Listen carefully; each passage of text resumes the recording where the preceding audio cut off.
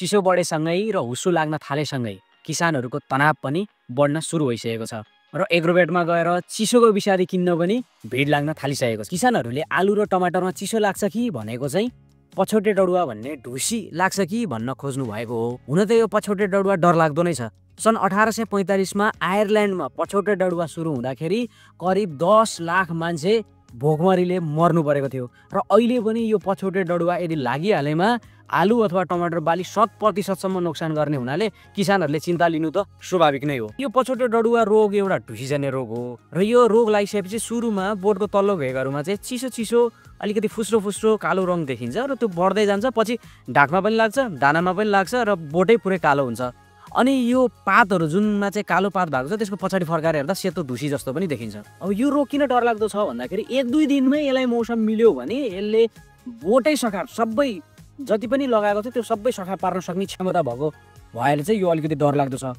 अब यसको लागि एकदम मनपर्ने मौसम भनेको चाहिँ दिनको मौसम 10 देखि 20 डिग्री सेल्सियस हुनु, रातिमा चाहिँ 10 डिग्री सेल्सियस भन्दा कम हुनु, दिउँसो चाहिँ कुहिरो लाग्ने, घाम नलाग्ने, बादलै लागिरहनु, रातिमा पनि तपाईँको शीत एकदम धेरै पर्नु र दिउँसो हल्का मात्रै पानी पर्यो र हल्का हावा चल्यो भने यो रोग व्यापक रूपमा फैलिन्छ। अब यो रोग लाग्न नदिनलाई के गर्ने र लागिसकेपछि चाहिँ के गर्ने भन्ने कुरा चाहिँ मुख्य कुरा हो।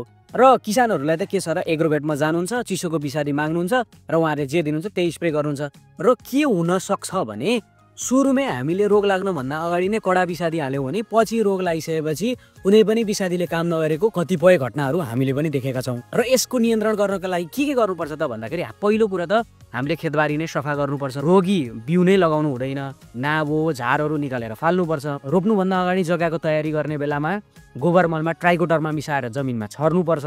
यो गर्दाखेरि लाग्ने सम्भावना कम हुन्छ। र चिसो बढेसँगै हामीले सम्पर्क विषादी रोग लाग्न नदिनको लागि सम्पर्क विषादी पनि हाल्न सक्छौँ। सम्पर्क विषादी जस्तै म्यान्कोजेब, कपर अक्जिक्लोराइड, बोडेक्स मिक्सर, अरू जैविक ट्राइकोडर्मा स्युडोमोनास जस्ता विषादीहरू हामीले रोग लाग्नभन्दा अगाडि यो विषादी मात्रै हाल्नुपर्छ।